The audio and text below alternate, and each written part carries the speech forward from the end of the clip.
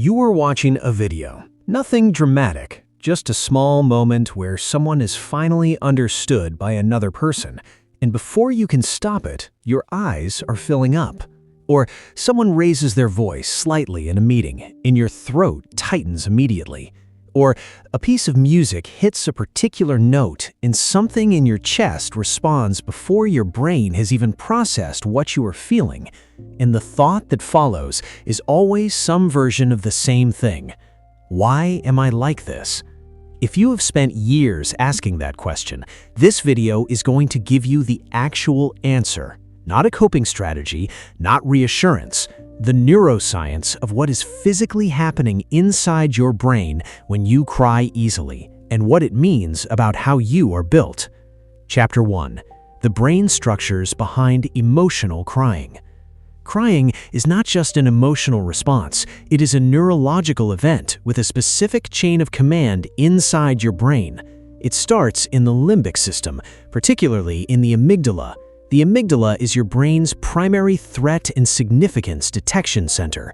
It is scanning everything around you in real time and flagging what matters. In most people, the amygdala responds to stimuli above a certain threshold. In people who cry easily, research shows the amygdala fires at a lower threshold. It's not overreacting, it's simply more sensitive to signals that other brains filter out before they reach conscious awareness. Neuroscientist Ad Vingerhoets, who has spent decades studying human crying at Tilburg University, describes emotional crying as one of the most uniquely human neurological behaviors we have. It's not a primitive reflex, it's a complex output involving the limbic system, the autonomic nervous system, and the social signaling architecture of the brain working in coordination.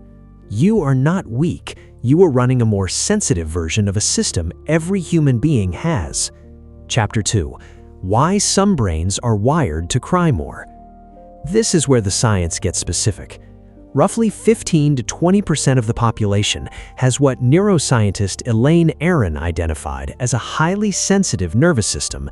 The technical term is sensory processing sensitivity. What it means in practice is that the neural pathways responsible for processing emotional and sensory input have a lower activation threshold and a deeper processing depth than the average person experiences. The tears are not the problem, they're the visible output of a system that is doing significantly more processing than what is happening on the surface. This is also why people who cry easily often report feeling emotions on behalf of other people, not just themselves. The empathy circuitry in the brain is the same circuitry driving the heightened response. You are not projecting, you are neurologically wired for deeper social attunement. Chapter 3. What happens in the brain when you suppress the tears?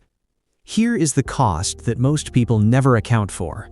When you feel the signal rising and you push it down, you are not neutralizing the emotional event. You are activating the prefrontal cortex to override the limbic system. That override requires cognitive resources. It is the same mental mechanism you use to stay focused under pressure or make a careful decision, and it draws from the same daily supply. Research from James Gross at Stanford on emotional suppression shows that people who regularly suppress emotional responses show no reduction in the underlying physiological arousal. The heart rate stays elevated, the nervous system remains activated, the internal experience of the emotion continues at full intensity. What changes is only the external expression. And suppression compounds over time.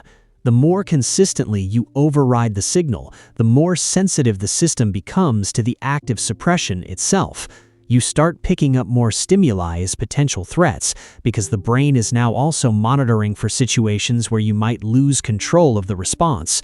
The emotional load increases while the outlet narrows. The brain was not designed to run that loop indefinitely. The people who seem unaffected are not processing less. In many cases, they are simply storing more. And the research on long-term emotional suppression links it clearly to elevated cortisol levels, higher rates of anxiety, and lower immune function over time. Chapter 4. How to work with a sensitive nervous system instead of against it.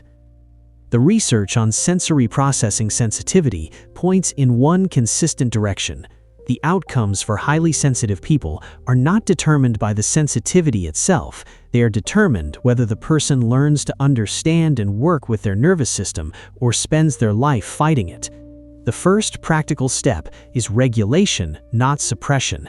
There is a meaningful difference. Suppression blocks the signal. Regulation allows the signal and gives the nervous system a pathway through it. Slow diaphragmatic breathing, the kind that extends the exhale to twice the length of the inhale, directly activates the parasympathetic nervous system and reduces amygdala activation. It does not stop you from feeling, it gives the system enough stability to process without becoming overwhelmed. The second step is environment design. A sensitive nervous system does not perform equally in all conditions.